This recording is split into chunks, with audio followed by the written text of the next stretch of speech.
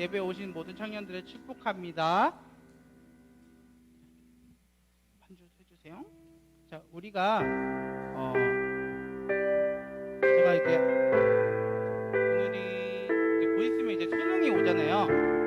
지금 가만 보면은 코로나 때문에 제가 물론 고사하기도 하지만 코로나 때문에 가장 피해를 많이 보는 게 자영업자들도 있지만 고3일 것 같아요. 학교를 갔다가 안 갔다가 공부를 할 환경도 계속 바뀌고 시간도 바뀌고 이제 그런 시간이 있다 보니까 제가 친구들한테 이런 찬양을 추천을 해줬어요. 우리 찬양을 부르면서 우리 고3 친구들을 응원하고 기도해주는 그런 시간이 됐으면 좋겠습니다. 우리 아무것도 두려워 말라 찬양하시겠습니다. 아무것도 두려워 말라. 아무것도 두려워 말라. 주 나의 하나님이 지켜주시네. 놀라지 마라. 겁내지 마라. 주님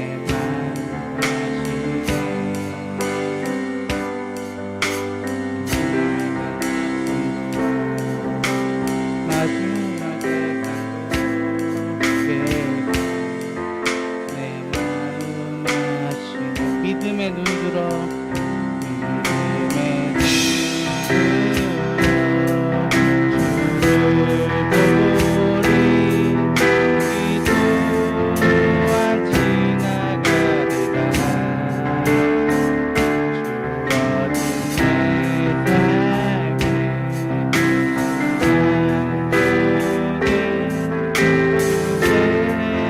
삶의 하루를 살아도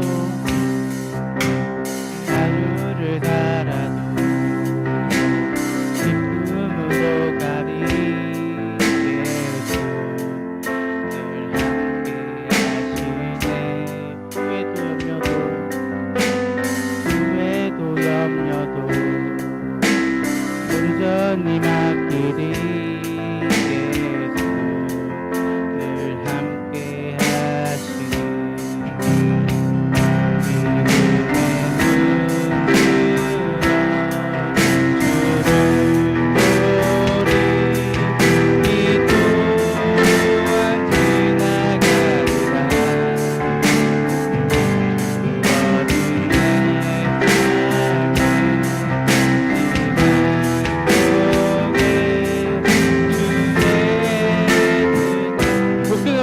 믿음의 눈 들어 눈 들어 주를 보리 이 또한 지나가리라 주어진 내 삶의 시간 속에 그의 뜻 알게 하소서. 우리 시간 기도할 때 주님 믿음의 눈 들어 주님을 보기 원합니다 라고 기도했으면 좋겠습니다.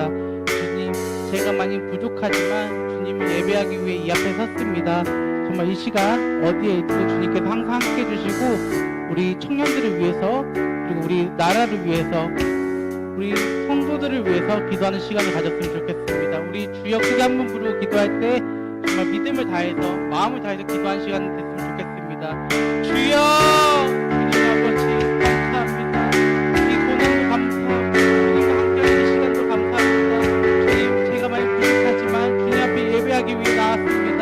주님 앞에 찬양하기 위해 나왔습니다. 이 시간에 예배를 통하여서 저를 사용해 주시옵시고 이 시간을 통하여서 저희 청년들의 눈동자까지 지켜주시옵소서. 이 시간 정말 주님께서 모든 것을 다 맡기고 예배하기 원합니다.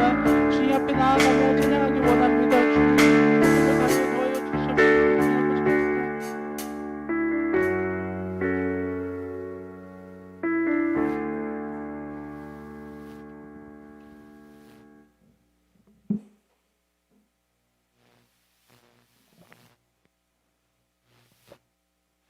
다 같이 기도드리겠습니다. 사랑과 은혜가 많으신 하나님, 오늘도 저희 청년들이 주님 전에 나와 예배드리게 하심에 감사드립니다. 코로나 바이러스가 지속됨에 따라 우리가 함께 모여 예배드리고 교제할 수 있다는 것이 정말 큰 행복이고 축복이었다는 것을 뒤늦게 깨닫습니다. 하루빨리 이 시련이 지나가고 다시 이 안에 모든 청년들이 함께하며 마스크 없이 예배 드리는 날이 오기를 소망합니다. 또한 지난 한 주간을 돌아보며 고백합니다. 한 주를 지내며 하나님이 아닌 세상의 것을 쫓아 살지 않았는지, 하나님이 아닌 내 자신이 중심이 되는 삶을 살지 않았는지를 돌아보게 하시고 이 시간을 통해 다시 하나님을 가까이 할 수 있게 도와주세요. 우리는 연약하나 우리와 함께 하시는 하나님은 그 누구보다 강하고 전능하신 분을 믿고 담대한 마음으로 세상을 살아가게 하여 주시옵소서. 또한 예배를 준비하는 손길들을 기억하여 주시고 그들의 수고와 헌신이 다른 이들 눈에 보이지 않는다 하여도 온전히 이 예배를 받으실 하나님께서 알아주셔서 그들을 위로하여 주시고 한 주를 살아갈 힘을 얻을 수 있도록 함께하여 주시옵소서. 말씀을 전하시는 목사님과 그 가정을 기억하여 주사 영육에 건강할 수 있도록 하여 주시고 주님이 주시는 강건함으로 삶을 살아갈 수 있도록 축복하여 주소서. 목사님이 전하는 말씀을 통해 저희 청년들이 하나님의 사랑을 알게 하시고 현대를 살아갈 그리스도인으로서의 삶을 끊임없이 고민하며 싸워 나갈 수 있는 힘을 얻을 수 있도록 하여 주시옵소서. 이 모든 말씀 우리 주 예수 그리스도의 이름으로 기도드립니다. 아멘.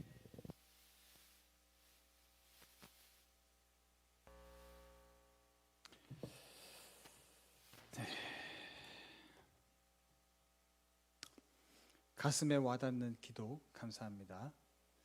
자, 우리 앞으로 좀 나오실까요? 앞으로? 너무 멀리 있어가지고 안 그래도 여러분들 얼굴 자주 못 보는데 좀 가까이로 오세요. 네. 졸리면 커피도 한잔 하시고, 네. 목사님은 예배 시간에 커피를 졸려서 마시는 거에 대해서는 관용적입니다. 아셨죠? 네. 자, 우리 오늘 하나님 말씀 볼까요? 마태복음 5장 4절 말씀입니다. 마태복음 5장 4절. 다 찾으셨죠? 네, 우리 함께 한 목소리로 같이 읽어볼까요? 5장 4절 시작. 애통하는 자는 복이 있나니 그들이 위로를 받을 것이며. 아멘. 우리 앞뒤적으로 인사 나누실까요? 자, 사랑합니다. 축복합니다. 제대를 축하합니다. 네, 아직까지 진짜 저녁은 며칠 남았지만 어쨌든 네. 자, 우리 오늘 말씀은 팔복에서 두 번째 말씀인 애통하는 자는 복이 있다 그런 말씀이에요. 지난번에 제가 말씀드렸죠. 어순이 굉장히 중요하다 그랬어요. 영어에서도 그렇듯이 논리 언어인 그레코 로만 세계의 언어도 마찬가지입니다. 그래서 선포부터 한다 그랬죠. 어떻게 한다고요? 복이 있다 선포부터 한다 그랬어요. 그래서 복이 있다 누구? 하나님에 의해서 심령이 가난하게 된 그 사람이 참 복이 있다. 지난번에 그 시간 우리가 말씀 배웠죠. 오늘은 똑같은 구조인데 복이 있다 뭐라고요? 애통하는 사람, 그 사람은 참 복이 있다라고 하는 거예요. 그러면 이 얘기를 들을 때에 애통이라고 하는 것이 뭘까? 오문성에는 펜데오라고 하는 것이라고 얘기했는데 애끓는 슬픔 중에서도 뭐 난이도가 있잖아요. 예를 들어서 뭐 식당 가가지고 맵기 어느 정도로 해드릴까요? 뭐 이러면 맵기가 1단계, 2단계, 3단계 있는 게 어느 정도 맵기가 뭔지 잘 모를 때 보통 뭐라 그래요? 신라면 정도가 몇 단계입니다. 뭐 이렇게 얘기를 하잖아요. 구체적으로 알 수 있도록. 슬픔의 정도도 마찬가지라는 거죠. 그러면 이 펜데오라고 하는 슬픔은 어느 정도의 슬픔이냐? 가장 애끓는 슬픔이고 가장 지극히 슬픔의 단계를 말하는 거예요. 예를 들면 이 정도로 말할 수 있을 것 같아요. 창세기 37장에 보면 야곱이 자기 아들 요셉이 이제 형님들에 의해서 팔려가죠. 그리고 난 다음에 형님들이 뭐라 그래요? 계략을 꾸미죠. 늑대가 와서 어떻게 했다? 물어 주겠다. 그래서 이게 아버지 피 묻은 이 색동옷 이거 아버지 요셉 옷 아닙니까? 라고 하면서 서로 속이기로 그렇게 했어요. 근데 참 형님들도 못됐죠. 어떻게 아버지한테 그렇게 속이려고 했을까? 제가 보기에는 형님들이 자식이 만약에 있었다고 했으면 그렇게 못했을 것 같아요. 자기도 자식 키우는 입장에서 그렇게 못했을 것 같고, 만약에 자식이 있는 나이가 많은 형님들 계셨을 테니까 자식이 있는 상황에서 그렇게 했다면 정말 그건 너무 비참한 거죠. 그죠? 여러분 정말 사랑했었던 아들 아니겠어요? 야곱 입장에서는 요셉은 정말 사랑하는 아들이에요. 근데 그 아들에게 그런 변을 당했다고 속임을 당했고 자기 아들이 죽었다고 믿었으니까 근데 거기서 보면 도저히 어떻게 그 슬픔을 표현을 할 수가 없으니까 죄를 뒤집어 쓰고 베옷을 입었다라고 했지만, 여러분 부모가 정말 자식을 잃었다라고 하는 그 슬픔이라고 하는 것은 어마어마하죠. 제가 아는 집사님이 계신데 아이가 어렸을 때 죽었어요. 그런데 내가 그렇게 그 사정을 알고 봐서 그런지는 모르겠지만 그 집사님을 항상 뵐 때 어떤 느낌이 있냐면 약간 사람이 좀 넉나가서 이렇게 멍한 느낌 있죠. 그런 느낌이 늘 있어요. 이렇게 표정이나 태도나 한쪽 측면에 보면 그런 모습이 늘 있더라고요. 왜냐하면 자식 앞세우고 산다라고 하는 게 부모님한테는 엄청난 고통이에요. 여러분들 건강관리 잘 하셔야 돼요. 아셨죠? 네, 건강관리 잘하는 것도 내 몸도 아끼는 거지만 부모님에 대한 효도이기도 해요. 부모님한테 큰 슬픔을 남겨주고 내가 건강 관리 잘 못해서 한다. 뭐 예를 들어서 사고로 어쩔 수 없이 그렇게 됐다. 뭐 그건 어쩔 수 없지만 내가 건강 관리 제대로 안 해서 나중에 이제 여러분들이 40대 중반쯤 됐는데 갑자기 막 건강 관리 안 해서 혹시나 큰 문제가 생겼다. 이건 부모님한테 큰 신뢰예요. 아셨죠? 자, 어찌됐든 그렇게 해서 슬퍼하는 슬픔 정도, 이 정도가 펜데오라고 하는 슬픔이에요. 굉장히 극심한 고통이죠. 뭐 우리나라로 치면 아마 세월호 사건을 통해서 생태 같은 자녀들을 핸드폰에서 분명히 영상통화도 다 했었던, 바로 앞까지만 해도 뭐 엄마 사랑해 잘 갔다 올게 그랬었던 아이의 목소리가 여전히 생생한데 그 아이가 갑자기 수장되어 버린 그런 슬픔을 겪었었던 부모님의 고통쯤 그 정도가 되지 않을까 싶어요. 그런데 이 정도의 슬픔이라고 한다면 오늘 주님이 말씀하시는 이 말씀을 우리가 생각할 때 복이 있다, 애통하는 네가 복이 있다라고 할 때 이 말을 감히 할 수 있을까라고 하는 거예요. 감히 우리가 막 이렇게 그런 슬픔에 잠겨 있는 분에게 복 있으세요 이렇게 말할 수 있냐라는 거예요. 쉽지 않죠. 굉장히 부담스러운 상황이고 이것은 뭐 감히 그렇게 얘기했다가는 값싼 위로밖에 되지 않는 그 정도밖에 안 되는 거죠. 그런데 그렇다고 한다면 그야말로 이 말씀에 입각했을 때 애통하는 자가 복이 있다 그랬으니까 매일매일 애끓는 고통 속에 있는 사람이 정말 복이 있는 것이고 반대로 기뻐하면 복이 없는 것을 말하는 거냐? 그렇지 않다는 거예요. 이건 뭐냐면 인간의 고통 가운데서 더 극심한 고통으로 들어가는 애끓는 슬픔인데 이것은 무엇을 말하는 것이냐? 사실은 앞에 절하고 같이 해석을 해야 돼요. 그래서 3절하고 4절하고 5절이 연결되어 있다. 그렇게 보통 사람들이 봅니다. 그렇다고 한다면 제가 지난번에 말했어요. 심령이 누구에 의해서? 하나님에 의해서 가난하게 된 사람들은 복이 있다 그랬잖아요. 그러면 하나님에 의해서 심령이 가난하고 겸손하게 되어진 사람이 단계가 있죠. 그 다음에는 뭐예요? 회개가 찾아오죠. 그죠? 내가 하나님을 만나게 되어지고 나라고 하는 인생이 하나님이라고 하는 분이 도와주시지 않고 누군가 구원자가 나서서 날 도와주지 않으면 나는 구원받을 수 없는 존재구나 라고 하는 것을 깨닫게 되어지면서 사람이 겸손해진다 그랬어요. 그죠? 그러면 그게 지금 하나님에 의해서 심령이 가난하게 된 상태인데 이 사람이 그 다음 단계로 어디로 가냐고요? 자기를 그렇게 보기 시작하면 어떻게 돼요? 자기의 죄가 생각나게 되어지고 자기 지금까지 멋대로 살아왔었던 삶이 주마등처럼 지나가면서 내가 인생 헛살았구나. 내가 얼마나 교만했던가. 내가 얼마나 죄악스러운 삶을 살았던가. 이런 것을 깨닫게 되어지죠. 그러면서 이제 자기의 죄를 깨닫기 시작하는데 자기 죄 깨닫고 이 죄도 회개하고 저 죄도 회개하고 들어가다 보니까 나중에 뭘 만나요? 원죄를 만나요. 그죠? 자기가 지었던 죄를 다 회개하고 나서 하나님 이쯤 되면 나 좀 괜찮지 않아요? 라고 하려고 그랬더니 성경은 우리에게 뭐라 그래요? 아담의 죄를 그대로 물려받은 유전적인 죄가 있는 원죄를 가진 사람들이다 라고 얘기하고 있대요. 그러면 그 죄 문제를 어떻게 해결하지? 그건 내가 지은 것도 아니고 물려받은 죄인데 이 문제를 어떻게 해결하지? 라고 생각을 해보니까 해결할 길이 없는 거예요. 여기에서 찾아오는 고통이 뭡니까? 바로 펜데오라고 하는 슬픔이라는 거예요.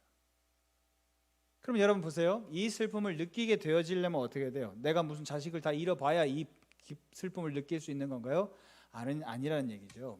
하나님을 정말로 인격적으로 만나야 되는 것이고 그 하나님이 내게 주시는 죄악의 문제, 죄악의 참혹상에 대해서 깨닫게 해주시는 것 앞에서 내가 한번 겸손해 봐지고 내가 얼마나 더럽고 추악한 인생이냐라고 하는 것을 깊이 있게 본 사람, 그래서 이 죄 문제를 해결할 길이 없구나, 내가 물려진 원죄까지도 해결할 수 없는 사람이구나 라고 하는 그 답답한 속에 처해 본 사람, 그 사람들만이 어떻게 해요?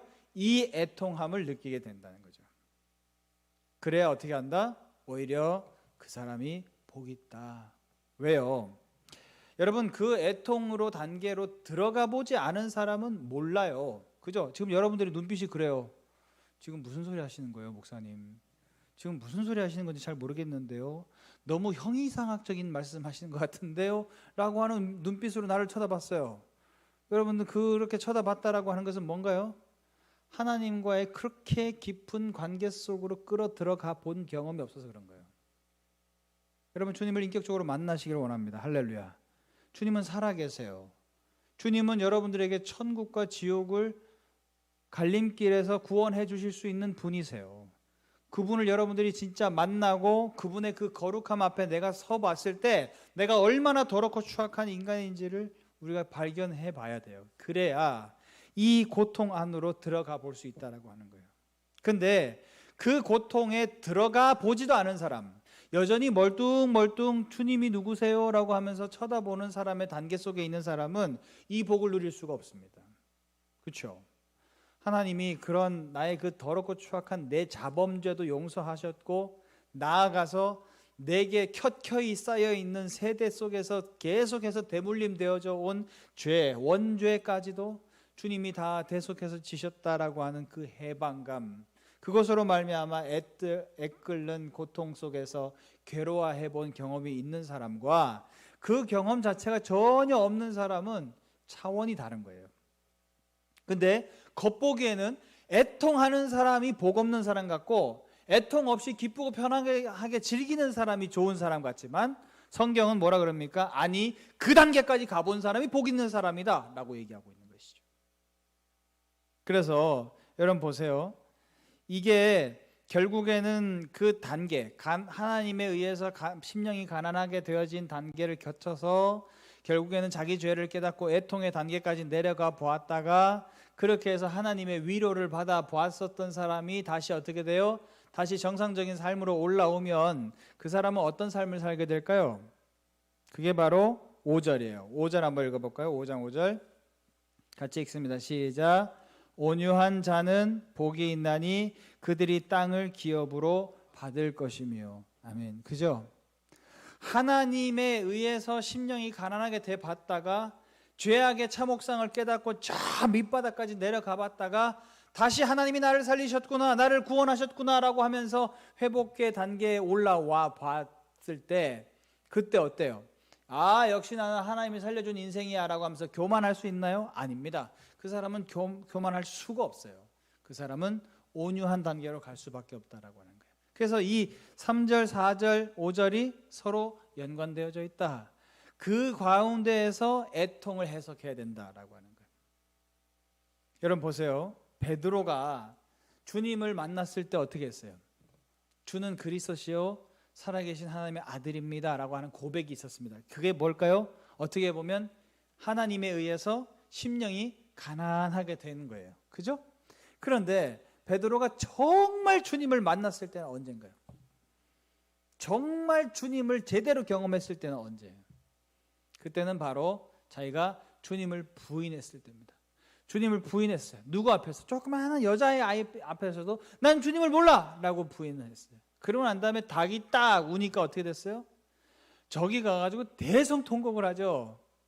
바로 내가 얼마나 더럽고 추악한 인간인가, 내가 얼마나 그래도 예수님의 수제자라고 날뛰었었는데, 내가 예수님의 수제자라고 얼마나 내가 잘난 척했는데, 그런데 나는 누구인가?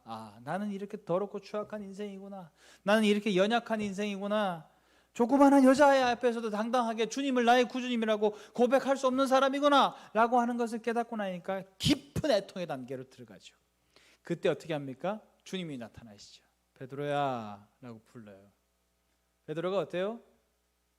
내 양을 치라 라고 하니까 주님 전 할 수 없습니다 라고 그러죠. 그렇죠? 그 애통에까지 단계에 들어가 보니까 나로서는 도저히 주님 안 됩니다 라고 하죠. 근데 주님께서 격려하시고 내 양을 먹여라, 내 양을 치라 라고 자꾸 말씀하시고 격려해 주시니까 어떻게 해요?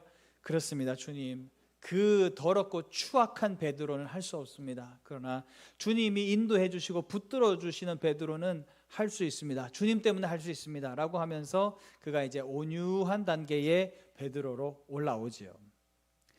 여러분, 모세가요 바로 앞에 섰을 때 하나님께서 네게 손에 든 게 뭐냐? 지팡이입니다 라고 그랬어요. 지팡이를 놔라 그랬어요. 지팡이를 놨더니 지팡이가 뭐로 변해요? 뱀으로 변했어요. 뱀. 이집트에서는 뱀이라고 하는 것이 사막 지역에서는 굉장히 흔한 동물이죠. 그죠? 그리고 여러분들 뭐 출애굽기를 배경으로 한 영화들 보면 흔하게 등장하는 것이 코브라 뱀이 계속 등장하죠. 근데 그때 당시에 그 뱀이라고 하는 것은 무엇을 상징합니까? 그것은 바로 권력을 상징해요. 권력. 여러분 파라오가 쓰는 이렇게 날개 달린 이렇게 모자 있죠? 그죠? 그 모자가 꼭 무슨 형상 같아요? 코브라 뱀 같지 않아요? 그죠? 권력을 상징하는 겁니다. 근데 주님이 그 뱀을 놨어요. 떴더니 이게 어떻게 됐어요? 뱀이 됐어요. 모세가 누굽니까? 하나님의 손에 붙들린 사람이죠. 하나님의 손에 붙들린 사람의 손에서 딱 잡고 있었을 때는 그냥 나무 지팡이에 불과해요. 근데 그게 몸에서 딱 떨어지는 순간 어떻게 돼요? 지잘났다라고 하면서 또아리를 트는 뱀이 된다는 거예요.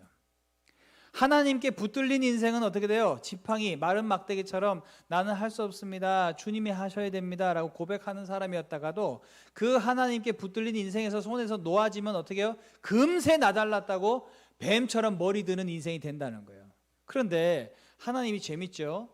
자, 그러고 난 다음에 그 뱀을 다시 집어라 그러죠. 근데 다시 집어들 때 뭘 잡았어요? 꼬리를 잡으니 그랬어요. 그죠? 꼬리를 잡으니 다시 그게 뭐가 됐대? 나무 지팡이가 됐대. 상식적이에요? 안 상식적이에요? 왜? 뭐가 비상식적이에요? 뱀 잡을 때 머리 잡아요? 꼬리 잡아요? 머리 잡죠? 그죠? 머리 잡습니다. 이거는 삼척동자도 다 아는 사실이에요. 그죠? 뱀 잡을 때는 꼬리 잡는 게 아니라 머리부터 잡아야 돼요. 왜? 내 독을 가지고 날 물 수 있는 존재니까. 근데 뭘 잡았어요? 꼬리 잡았어요. 이 고백은 뭐예요? 뱀이라고 하는 것이 권력을 상징하는 건데 하나님, 그래서 하나님의 손에 붙들리면 마른 막대기처럼 돼서 하나님의 영광이 드러나는 존재가 되지만 하나님과 관계가 단절된 존재가 되면 나 잘났네 할 수밖에 없는 그런 뱀입니다. 그런데 그런 내가 하나님 앞에, 그런 모세가 하나님 앞에 어떤 고백을 하느냐? 인간적인 방법으로 치면 머리를 잡아야 돼요. 내가 독에 안 물리기 위해서. 그런데 하나님이 꼬리를 잡으라고 하셨으니까 나는 꼬리 잡습니다라고 하면서 어리석은 것 같은 하나님의 방식에 순종하면서 꼬리를 잡았을 때 어떻게 돼요? 그것이 마른 막대기가 된다는 거죠. 할렐루야. 다시 하나님 앞에 쓰임 받을 수 있는 존재가 된다라고 하는 거예요. 여러분, 이것은 바로 심령이 가난하게 되었다가 애끓는 심령으로 들어갔다가 하나님에 의해서 그 깊은 죄악의 고통을 경험하고 난 다음에 다시 올라와서 주님의 은혜로 온유하게 된 사람만이 할 수 있는 행동이라는 거예요.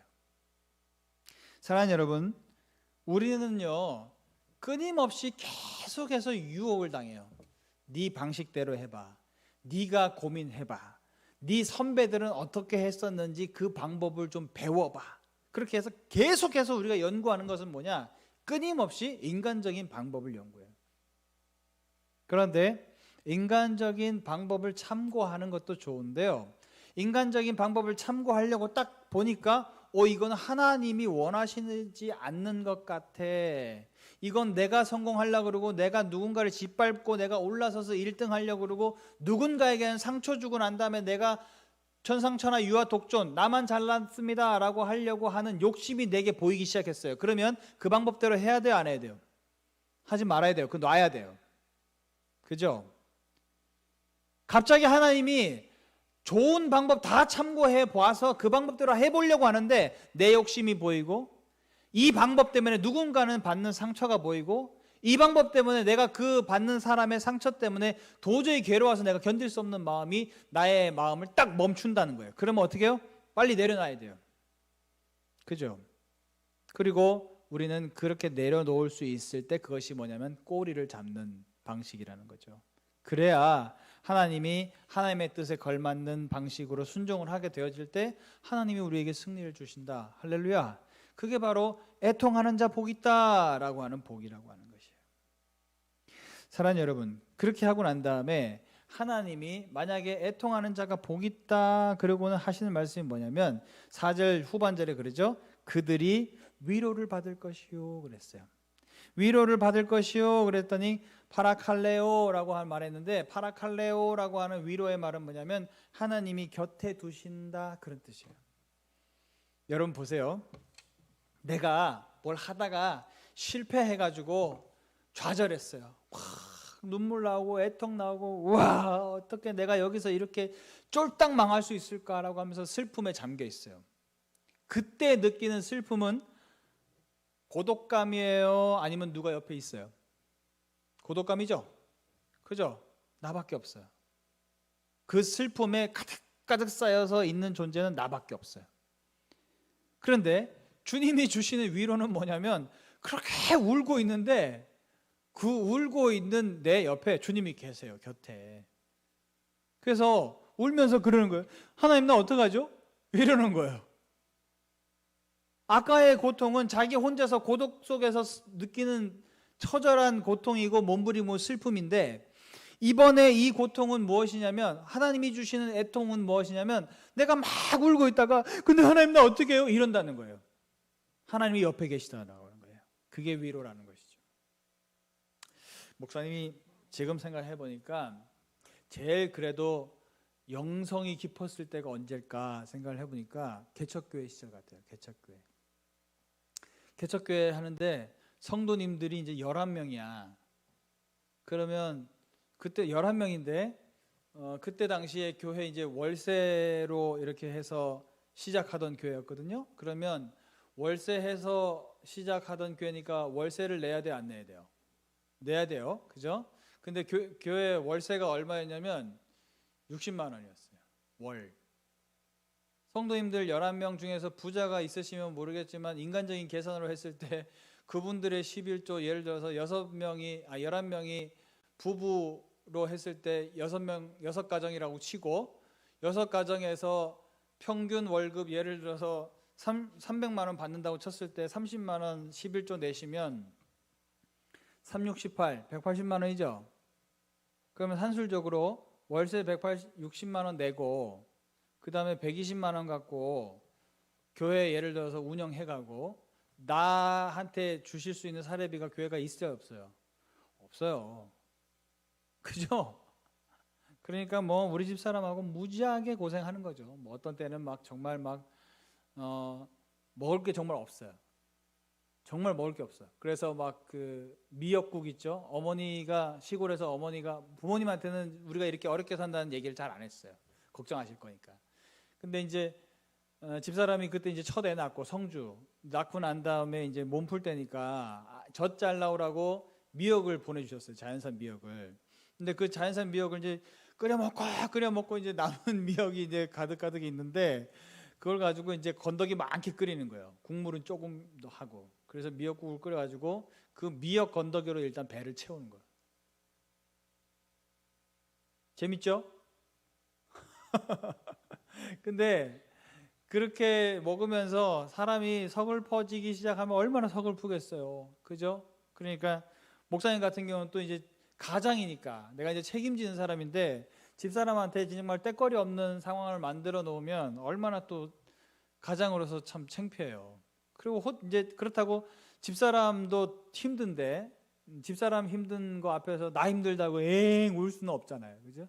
그러면 언제나 이 강대상 앞에 오면 그냥 엎드리면 우는 거야. 주님 어떡해요? 하나님 나 어떡해요? 근데 지금 생각해 보면 그때 내가 울면서 외롭지는 않았어요. 그죠? 나 혼자서 그냥 서러워서 우는 게 아니라 하나님 어떡해요? 하나님 맡겨주신 사명 감당한다고 이렇게 하는데 어떡할 거예요? 하나님 나 어떡해요? 그랬었던 것 같아요. 다시 한번 또 되돌아보니까 그때가 또 한 가지 좋은 점이 있는데 뭐냐면 그때 왜 내가 영성이 제일 깊었을까? 하나님 제일 가까이 계셔. 하나님 바로 내 옆에 계시거든. 하나님 어떻게 해요? 그러고 있어요. 그러니까 늘 언제나 무슨 일만 터지면 하나님 어떻게 해요? 찾으니까. 그리고 하나님께 제일 가까이 붙어서 있었던 때가 언제냐면 나예요. 그때요. 그때에 저 있던 것 같아요. 무엇이 이제 채워지고 풍족해지고 여유가 생기고 그러고 보니까 점점 하나님 안 찾아요. 오히려 그렇게 애통할 때가 심령이 가난하게 되어져서 애통할 때가 주님과 제일 가깝더라라고 하는 거예요. 그러니까 바로 이 팔복의 말씀이 맞구나. 그게 정말 복 있는 거구나 라고 하는 거예요. 사랑하는 여러분, 우리 새벽이슬 청년부 여러분들은 앞으로 살아가게 되면서 많은 고난을 겪게 될 수밖에 없습니다. 힘들고 어렵고 헤매게 돼 있어요. 그런데 감히 여러분들께 말씀드려요. 혼자서 고독하게 우는 애통, 그것은 애통이 아니에요. 오늘 본문이 말씀하시는 애통이 아니에요.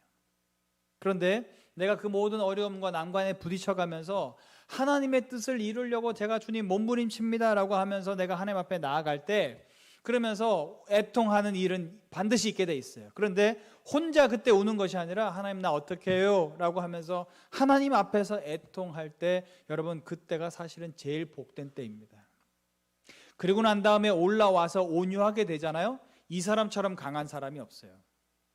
여러분 세상에서 보통 사람들 보면요, 그냥 온유한 사람은 연약한 사람처럼 취급받습니다. 그런데 완전히 저기 밑바닥까지 들어가서 하나님과의 그 관계 속에서 엄청난 애끓는 고통과 슬픔 속에서 견뎌내고 난 다음에 올라와서 온유하게 된 사람은 그야말로 외유내강, 엄청나게 강력한 사람이 됩니다. 이 사람은요 안 흔들려요. 깡패가 나와서 막 그렇게 막 위협을 해도 뭐 죽일 테면 죽이시지요, 뭐 이렇게 될 수밖에 없는 거죠.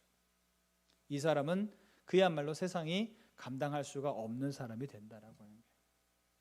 사랑하는 여러분, 다시 한번 부탁드립니다. 주님을 만나세요. 그리고 주님과 함께 심령이 가난한 여러분들이 되세요. 그리고 바라옵기는 여러분들도 주님과 함께 애통하는 단계까지 들어가 보세요. 그리고 난 다음에 올라왔을 때 여러분들이 얼마나 강력한 사람이 될 수 있는가, 얼마나 세상이 감당할 수 없는 사람이 될 수밖에 없는가, 얼마나 하나님이 책임지시고 함께하는 사람이 될 수밖에 없는가, 그것을 여러분 경험해 보실 수 있는 여러분 될 수 있기를 주님의 이름으로 축원합니다. 그래서 우리 대림제일교회 모든 우리 새벽이슬은 이 단계를 다 거쳐서 천국을 소유하고 세상이 감당할 수 없는, 세상이 능히 당할 수 없는 그런 온유한 사람, 정말 강한 사람 되어질 수 있는 저와 여러분들 될 수 있기를 주님의 이름으로 축원합니다. 기도하겠습니다.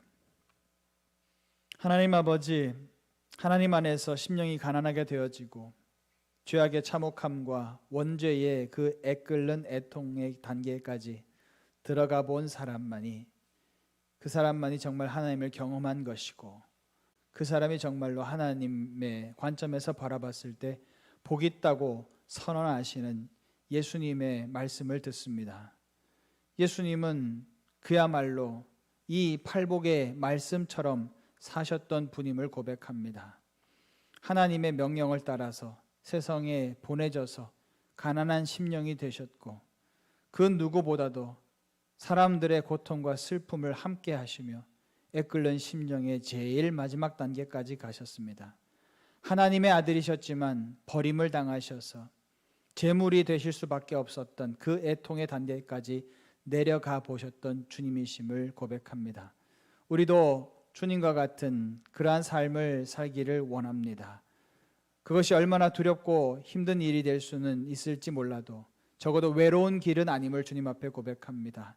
하나님 늘 언제나 우리와 동행해 주셔서 우리가 세상에 하나님의 뜻을 펼치려고 아버지 세상으로 향해 나아가 살 때에 아버지 하나님, 저희들 그 뜻대로 온전히 순종하면서 외롭고 슬프고 힘들고 고통을 겪게 될 수도 있지만, 그럼에도 불구하고 늘 언제나 주님과 동행할 수 있는 저들이 되어줄 수 있도록 하나님 인도해 주옵소서.